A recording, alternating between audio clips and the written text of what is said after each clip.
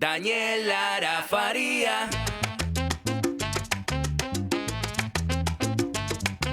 Lara, Daniel. Daniel Lara Faría. Daniel Lara Faría. Empezamos esta entrega especial de Fuera de Orden solicitando una donación de mentol para que Tarek William Saab, o Tarek William Fiallo como lo conocemos en este programa, se pueda sobar los morados de la rumba de palo que le dieron en la Corte Penal Internacional la semana pasada. Para los que necesiten un recordatorio, el régimen chavista está bajo investigación internacional por crímenes de lesa humanidad y nuestro fiscal Molusco es el encargado de representar a los asesinos y torturadores ante los tribunales internacionales. En apelación, Venezuela en realidad se centra en la decisión de la sala y se opone a que se consideren también los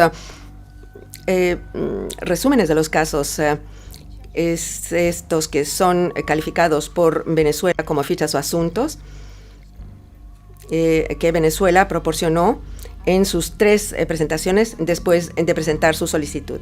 Estos resúmenes son como digamos, presentaciones generales que ofrecen alguna información sobre los casos y listan algunas medidas investigadoras y judiciales. Para los 5 casos que Venezuela quiere que se admitan como prueba, nos da más bien resúmenes. De modo que la sala decidió basarse solo en los registros de investigación y judiciales traducidos al inglés en vez de esos resúmenes generales. Esa decisión nos pareció razonable. La información en esos resúmenes es muy limitada, no es suficientemente específica y no es muy clara. No permite a la Corte identificar de forma significativa el alcance y el avance de las actuaciones nacionales. Por ejemplo, en esos documentos, en muchos casos, la conducta que se investiga no está clara y es fundamental esto para la Corte, para que ésta pueda comparar el alcance de las actuaciones nacionales con el alcance de la investigación prevista de la Fiscalía. También en los casos en los que se identifica a los sospechosos, en la mayoría de los casos su nivel no es incluido. Tampoco en los resúmenes se habla de la cualificación jurídica de los casos y no hay ningún indicio de que en las medidas de investigación en los resúmenes se hayan tomado. Esa es una de las razones por las que no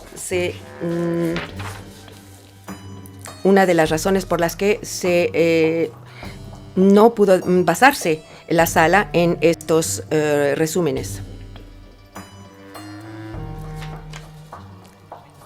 El enfoque de la sala de no basarse en esos resúmenes no es nada novedoso. Al contrario, es coherente con la jurisprudencia de la Corte. La Sala de Apelaciones de La Haya fue testigo de cómo el esbirro del régimen fue destrozado en una audiencia pública por los magistrados de la Corte. De nada le sirvió llevarse 30.000 folios sin traducción en su intento por alargar el asunto. Marc Perrin, presidente de la sala, no solo calificó de información irrelevante lo que llevaba a Tarek William Fiallo, sino que también permitió que 9.000 casos de violación de derechos humanos y 100 casos de torturas fueran presentados como evidencia. Esta es la primera vez en 20 años de dictadura que el relato del régimen es confrontado por las denuncias de las víctimas en una corte de justicia. De allí la trascendencia de lo ocurrido, que además arroja un balance favorable para la continuidad de la investigación. Muchas gracias, Defensoría de las Víctimas. 10 minutos, por favor. Muchas gracias, señorías. Al escuchar el último orador, la última oradora, creo que de nuevo puedo limitarme en mis presentaciones. También es entendiendo la explicación exhaustiva de la Fiscalía, compartimos nuestros razonamientos. Y en este punto específico, nuestra posición es que la sala preliminar excluyó material de manera razonable, pero que no material no acompañado de documentación policial o judicial porque no era documentación sustancial pertinente con fines al artículo 18.2 del Estatuto. Y alcanzando esta conclusión, lo ha dicho también la Fiscalía, la sala preliminar se refirió a la situación Filipinas. En aquella decisión, la sala preliminar consideró que documentación relevante y sustancial para una determinación del artículo 18 incluye, y cito, cualquier material capaz de demostrar que una investigación o persecución está en curso con órdenes, decisiones, por ejemplo, emitidas por las autoridades al cargo, así como reportes, actualizaciones, notificaciones o escrituras presentadas en los expedientes. Esta es la decisión en el proceso preliminar de Filipinas, en su párrafo 15.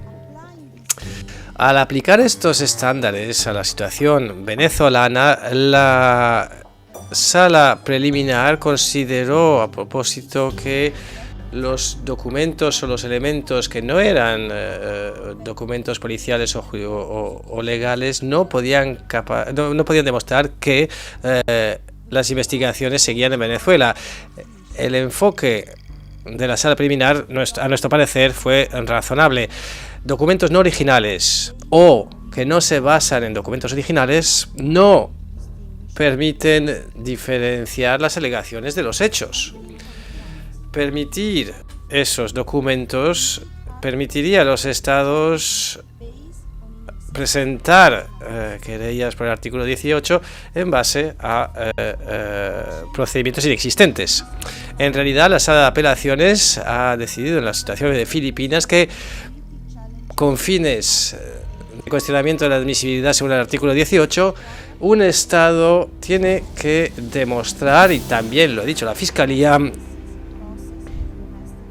un proceso de investigación o de persecución interno efectivo y progresivo. Último punto se refiere a si la sala preliminar tenía que haber evaluado cada documento. Bueno, según el artículo 68 del Estatuto, la sala preliminar, según nuestro parecer, no tenía que justificar su decisión para cada uno de los documentos a disposición. Según la regla 64.2 de las reglas, una sala debe motivar cualquier decisión que toma sobre elementos de evidencia. Esta dimensión se ha interpretado desde la sala de apelaciones como una exigencia de que la sala debe explicar con la claridad suficiente los fundamentos de su decisión, identificando cuáles son los hechos que considera pertinente a la hora de llegar a su conclusión, admitiendo o rechazando evidencia. Al aplicar estos principios, la sala preliminar aportó razones suficientes para justificar la exclusión de material que no integraba documentos policiales o judiciales originales, considerándolos conjuntamente a raíz de o a causa de su naturaleza misma, es decir, que ninguno venía con la versión original. Concluyendo, la sala preliminar consideró correctamente que las traducciones no acompañadas de textos originales, judiciales o policiales no eran pertinentes para su pronunciamiento sobre la solicitud del artículo 18.2 y aportó las razones suficientes para justificar su decisión. Intervención del presidente fuera de micrófono, desgraciadamente. Presidente, por favor, micrófono. Gracias. Bien, ahora le daré la palabra a los representantes del Estado, a la Fiscalía y la Defensoría. El señor Martínez va a responder en nombre de Venezuela, en particular en el impacto que tuvo la decisión. Thank you, Mr. President. Gracias, señor presidente. Me dirigiré a la sala en español.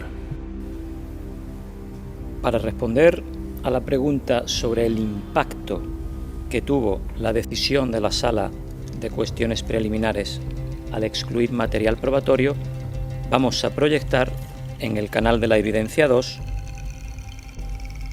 una presentación. En esta presentación vamos a analizar cuál fue el impacto real que tuvo la exclusión de ese material en el análisis que realizó la Sala de Cuestiones Preliminares en relación a si Venezuela estaba efectivamente investigando los hechos que la Fiscalía pretendía investigar. Siguiente diapositiva. No, esta.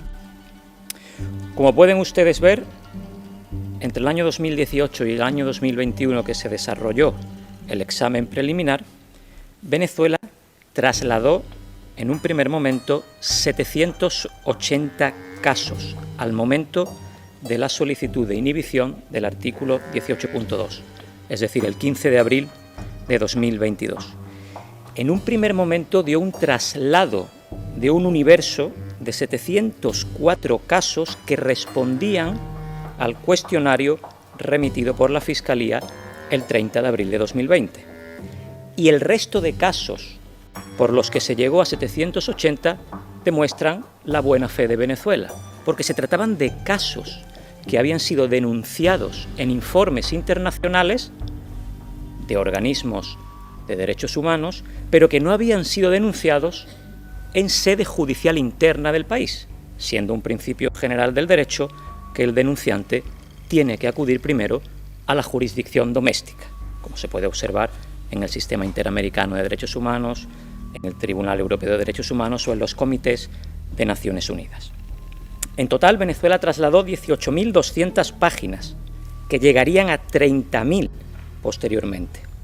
Y todo eso teniendo en cuenta la indeterminación del marco temporal, porque en un primer momento, en el examen preliminar, se indicaron que los hechos concurrían al menos desde 2017 y posteriormente, en la notificación del artículo 18.1, se informó que esos hechos pasaban a ser ahora desde el 12 de febrero de 2014. Siguiente diapositiva. Ahí tienen ustedes, señorías, cuáles fueron las presentaciones de Venezuela durante el examen preliminar. 8 presentaciones. Tienen la fecha en la columna de la izquierda, el contenido de cada presentación en el centro y a la derecha el registro de la Corte Penal Internacional. Toda esa información venía, en primer lugar, en el informe inicial del Sistema de Seguimiento de Casos, SSC del Ministerio Público, un software interno del Ministerio Público, además de las referidas minutas, que son documentos oficiales de acuerdo a la circular de 2011 del Ministerio Público. Y además también se dio traslado de expedientes oficiales. Con un asterisco rojo tienen ustedes todo el material que no fue tenido en cuenta por la Sala de Cuestiones Preliminares, es decir, la totalidad de las presentaciones durante el examen preliminar. El 3 de noviembre de 2021 comienza la fase de investigación. Se notifica al Estado, de acuerdo al artículo 18.1, el 16 de diciembre de 2021, que se va a pasar a la fase de investigación. Pero en la notificación del artículo 18.1 no se recogen ni posibles perpetradores ni alegadas víctimas, sino que se da traslado de una información marcadamente vaga. Y de acuerdo a la regla 52.2, Venezuela solicita que se amplíe esa información. El traslado es de un anexo 1 de 18 informes de fuentes abiertas y un anexo 2 que se denomina muestra de supuestos incidentes citados en fuentes abiertas, es decir, una muestra de supuestos y de incidentes. Sin presunto responsable, sin conducta, solo se indicaba la víctima alegada, una localización y una fecha. Venezuela depuró esa lista, porque tenía contundentes y marcados errores. Por ejemplo, 20 personas identificadas bajo un seudónimo, 12 personas duplicadas, y tras la depuración de ese anexo 2, se pudo concluir que hablábamos realmente de 124 incidentes. Y ahí, señorías, en la fase de investigación, tienen ustedes los 8 nuevos envíos o presentaciones que hizo la República Bolivariana de Venezuela.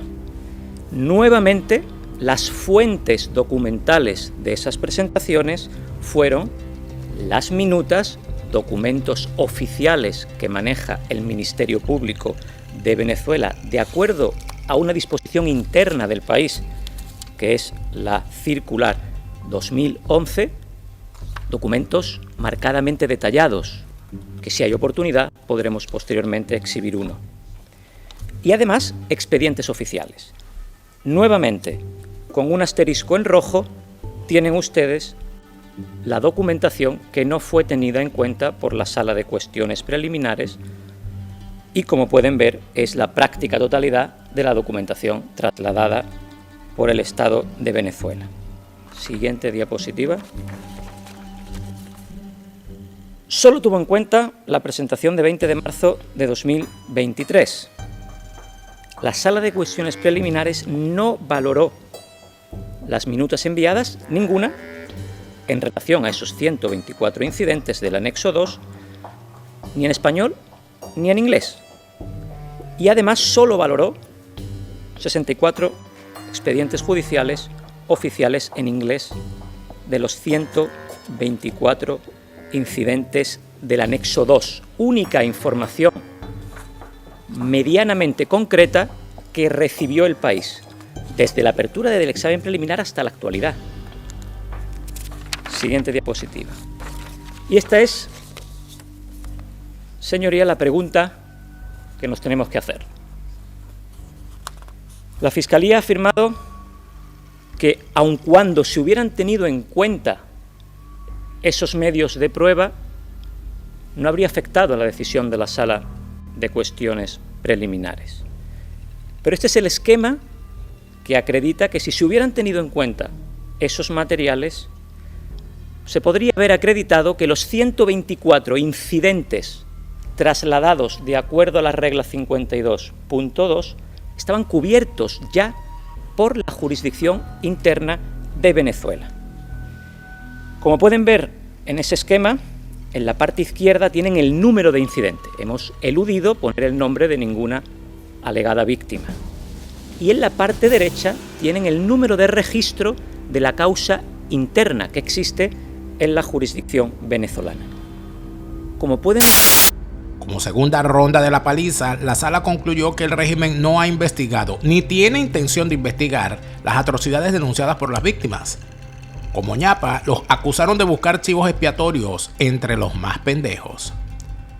Las pesquisas solo se han centrado en oficiales de bajo rango y no en toda la cadena de mando, que es el objeto de esta instancia internacional de justicia, aseguró Paulina Macida, miembro de la Oficina de Defensa de las Víctimas de la Corte Penal. Ben Emerson, representante del régimen, argumentó que no había suficiente información detallada de las víctimas a disposición de William Saab. Y aunque la Fiscalía no aporte la información requerida porque, por ejemplo, tiene dudas sobre la seguridad de un testigo o de la prueba mismo, pues pensamos que no debería influir en nada más, salvo que la Fiscalía, la Sala debe estudiar la información proporcionada al Estado, su contenido también, y ver si esa información es suficientemente específica para informar al Estado y para permitirle ejercer su derecho a solicitar una inhibición. La cuestión es saber si el Estado ha recibido información suficiente, específica, para que pueda ejercer su derecho a solicitar la inhibición. Es decir, que el hecho de que el fiscal no aporte esa información no tendrá ningún impacto en la identificación del artículo 18, si se muestra que previamente se había recibido información suficiente desde el Estado para ejercer su derecho. Pensamos que la importancia yace siempre en el contenido y no en la forma. Muchas gracias. Defensoría de las Víctimas, ¿quiere intervenir antes de darle la palabra al Estado? Muchas gracias. Yo comporto al 100% lo que ha presentado ahora la Fiscalía. También pensamos que el enfoque en este caso es si la Fiscalía dio ya o transmitió información considerada suficiente para que el Estado active sus derechos de conformidad con el artículo 18.2 del Estatuto. Es decir, es si la información está completa o no. Si la Fiscalía considera que la información es completa y con lo que se requiere llegados a este punto, en este caso la Sala de Cuestiones Preliminares puede seguir considerando esta información centrándose en este aspecto específico de la prueba de complementariedad del procedimiento. Muchísimas gracias.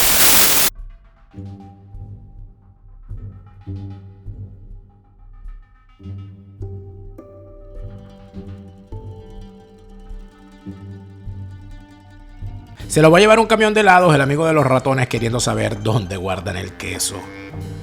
Todo parece indicar que las tácticas dilatorias de los criminales comunistas no funcionaron frente a los fiscales en esta oportunidad. Queda por esperar el fallo de los jueces para sacar el dulce de lechosa. La justicia tarda, pero llega. No se te olvide, mojón con bigote. Se lo repite, Lara Farías, Chávez se murió y no vuelve. No te deprimas, siente alegría, escucha bien lo que te estoy diciendo. Se lo repite, Lara Farías, Chávez está en el infierno.